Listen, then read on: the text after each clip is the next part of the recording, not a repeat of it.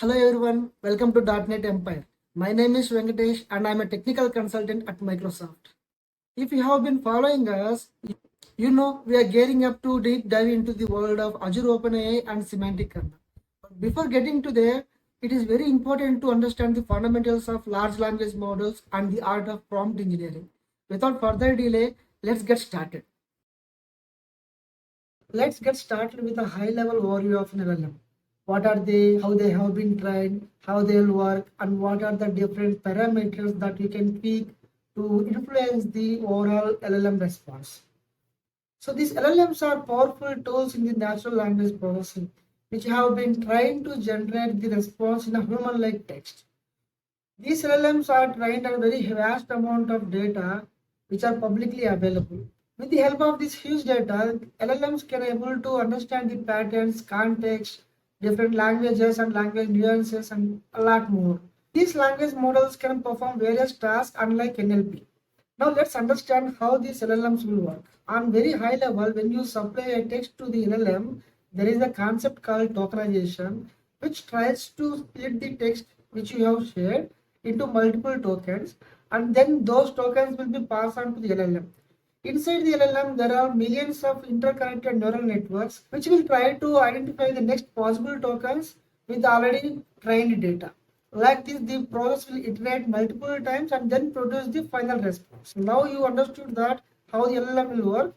Now let's see what are the different parameters that would influence the overall LLM response. These are the important parameters that you must aware before you working with any LLM. One of them is system message. So system message allows you to set up a model behavior. That means restrictions, instructions, and the persona for the model. Then there are a couple of more settings to change the way of response being produced by the LLMs. Temperature. Temperature setting would control the randomness in the response. When you choose the lower temperature, their model will produce a more precise and accurate data based on the trained information. If you choose higher, then model choose to produce the response in a way more creative. The response might not be available anywhere, but it is making up that answer. And there is another setting called TOPI, which is similar to the temperature, where you can set the 0 to 1. It is highly recommended that you should not touch both these at the same time. Either you can change the temperature or the TOPI values. And there is one more setting called max length, which is where the model will restrict itself to produce the number of tokens in a response. If you keep up 500 as a maximum token limit, that means the model will produce a response maximum 500 tokens or less than that. It would control the overall cost of the LLM interactions. Now there is one more concept called prompt engineering, which is very essential to get the desired output from the LLM. Let's see what does it mean by prompt engineering, and we will further explore how to structure your prompt and what are the different components that can be present in the prompt structure. And finally, I will explain different prompt techniques that you can try while you are exploring with these LLMs. Prompt engineering is the art of crafting the prompt in a way that LLM has to respond. So it is very essential to write a meaningful prompt so that LLM will give you better results. Since these LLMs have been trained on a huge data, which is highly possible to produce unrelated responses sometimes. So you have to be very careful when you are writing a prompt before you are passing to the LLMs. To prepare well-crafted prompt, you have to follow certain structure. So the structure will contain multiple components that I will show you. So this is the high level prompt structure. There are multiple ways to do the same thing. If you find a better way, please do comment so that we can learn together. And in this example, I have created one simple prompt which is containing a multiple components. In this case, if you see the first level, I am setting up a persona for the prompt. In the prompt structure, the first thing is the context. In the context or persona, you have to instruct the LLM about its role and how it has to respond. So in this case, I have mentioned that you are a C# programming language specialist who helps to answer anything related to C#. So I am restricting that LLM not to answer anything beyond the C#. Okay, this is how you can restrict the model. And then this is the optional component, which is nothing but a tone. Based on your requirement, you might need to choose a right tone. Either it is a professional, a casual, friendly, or some kind of funny tone, whatever it is. And it is optional, it's up to you. And there are instructions. These instructions help the LLM to produce the response in a way that we are expecting. So in this example, we are instructing the model to answer anything related to C#. That is the one instruction that I have given. And another instruction that I have given is, if something it is not aware about the answer, then you can say, hey, sorry, can you elaborate more about your ask? LLM will consider this instruction while preparing the responses.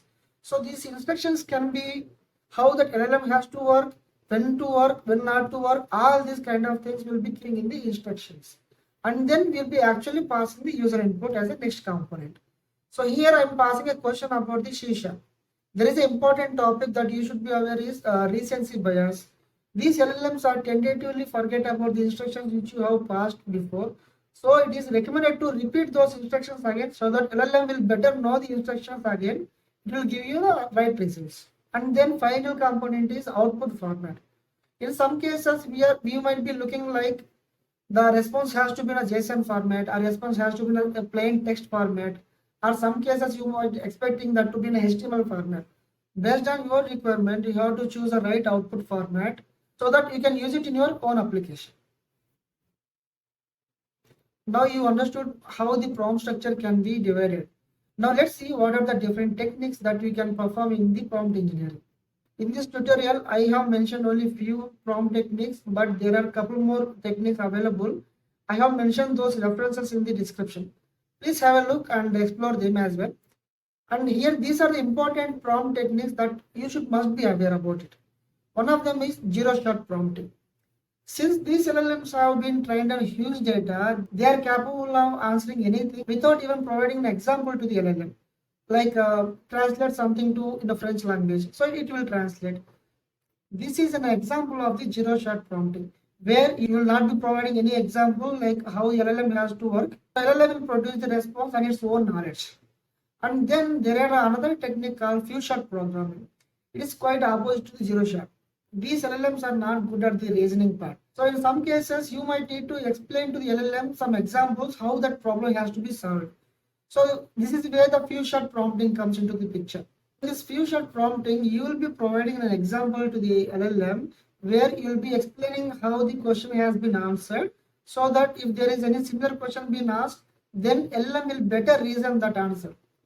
And the another pattern is chain of thought prompting. So chain of thought prompting is similar to the few-shot prompting, where only difference is in the few-shot prompting, you will be just explaining like, okay, in this case, find this case, find this. But you are not explaining to the model why you are choosing that specific option. But in the chain of thought prompting, it is important to keep those details also in the example. Like you will be providing a detailed explanation why that specific answer that LLM has to choose. That is the only difference between this few-shot prompting and chain of thought prompting. There is another interesting topic available in the prompt engineering called tree of thought, where we will try to simulate a brainstorming process how humans will work. That means if you have some problem, multiple people will be given that problem and then they will be finding the different solutions. At the end, we will be consolidating everything and finding a best possible solution for that problem. In a similar way, we will also define a prompt in a way that LLM will consider multiple solutions and find the better solution for the problem.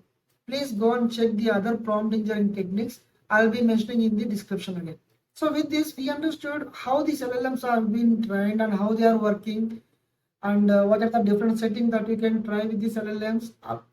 And also one more important concept that we understood is the prompt engineering. As part of this prompt engineering, we understood the prompt structure and what are the different components can be accommodated in that prompt structure to get a better results. And also we have seen the prompt engineering techniques, how you can use and when we can use. Thank you for watching this video. If you like the content and wanted to see more content like this, please make sure you hit that like button and subscribe and share this video with others. Until next time, keep learning and keep innovating with the Azure OpenAI. Thank you.